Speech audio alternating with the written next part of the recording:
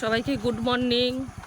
আমরাই তো রেডি হয়েছি, প্রার্থনায় যাব। আজকের মঙ্গলবার, আজকের আমাদের দাসপাড়ার ডিউটি, নগর কীর্তনে। চলো।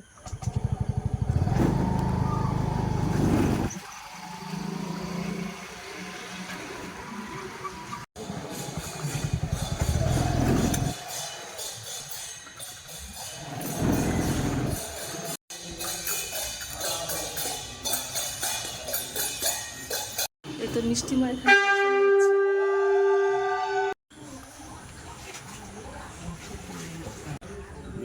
জয় গুরু।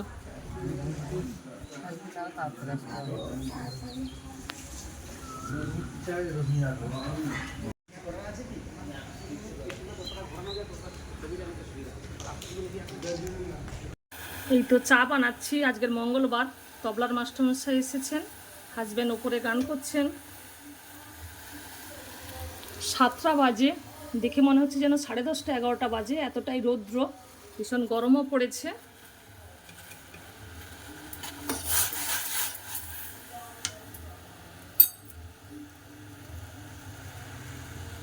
চায়ের কালারটা কি সুন্দর হয়েছে। আমাদের পাড়ায় গ্রাম পুজো এই বৈশাখ মাসে লাস্ট 27-28 তারিখ নাগাদ হবে মনে হয়।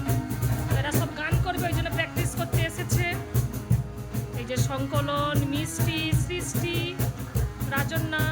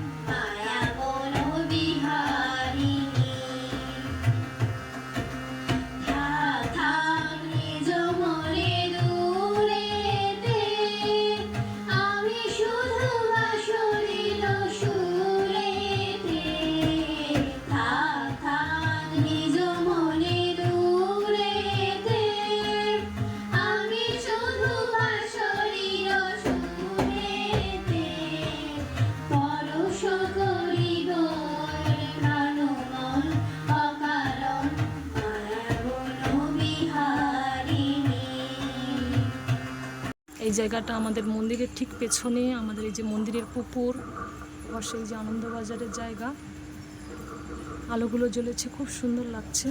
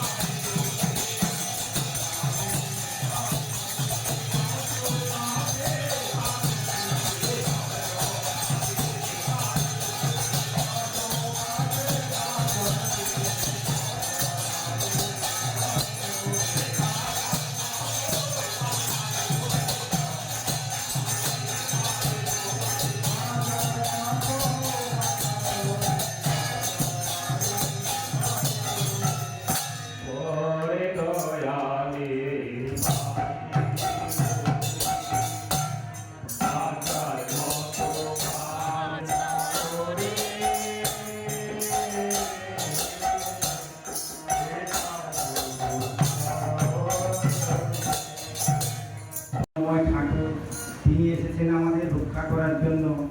তা আমরা কেমন করে রক্ষা পাবো, তাকে অনুসরণ করে সেই কথাগুলো আমি দু একটা বলছি। সেটা হচ্ছে কি, ঠাকুর তিনি জগদীশ্বর, তার কৃপায় আমরা সকলে মানুষকে বেঁচে আছি, খাচ্ছি যাচ্ছি, সব কিছু করছি তারই দয়া। তাকে যদি আমরা বাদ দিয়ে চলি তাহলে আমাদের কিছুই থাকে না। তাকে আমরা নিয়ে চলাই আমাদের কাজ।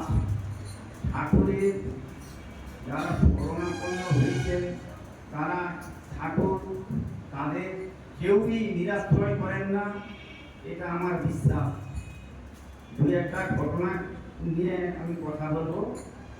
তার আগে বলছি যে দাদা মায়েরা সৎসঙ্গ উদযাপন করে আমাদের এখানে এসেছেন, তাদের সকলের মঙ্গল কামনা করি এবং আনুষঙ্গিক এখানকার নাগরিক এলাকায় সকল জীব সাধারণের উদ্দেশ্যে আমি মঙ্গল কামনা করি। তারা যেন সুখে স্বাচ্ছন্দ্যে থাকেন, ঠাকুরের কাছে আমি প্রার্থনা জানাই। ঠাকুরকে আমরা সবাই মাথায় নিয়ে চলতে পারে, আমাদের রোগ সুখ ব্যাধি জরা এগুলো কিছুই থাকার কথা না। তিনি মহান ডাক্তার হিসাবে আমাদের কাছে পরিগণিত, প্রমাণও আছে। সেটা আমরা তাকে অনুসরণ করব, তাকে বাদ দিয়ে কিছু করা যায় না। যে কোনো কাজ তাকে বাদ দিয়ে কিন্তু আমরা সেই বাদের খাতায় পড়ে যাব।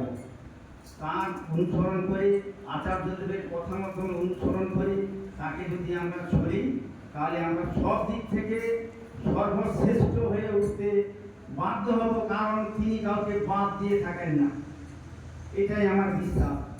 জয় লোক, বন্দে পুরুষোত্তম। বন্দে পুরুষোত্তম, বন্দে পুরুষোত্তম, বন্দে পুরুষোত্তম।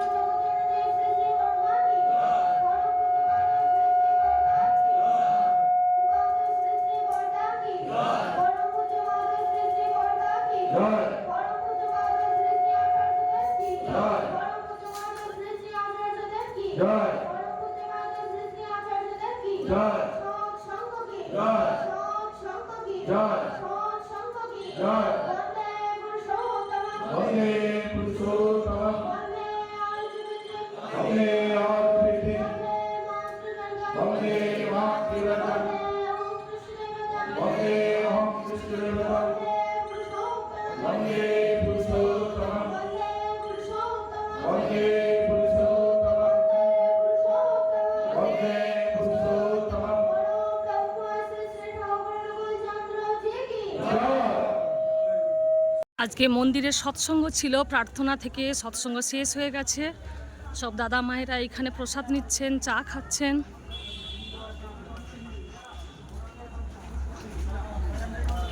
খুব সুন্দর লাগছে।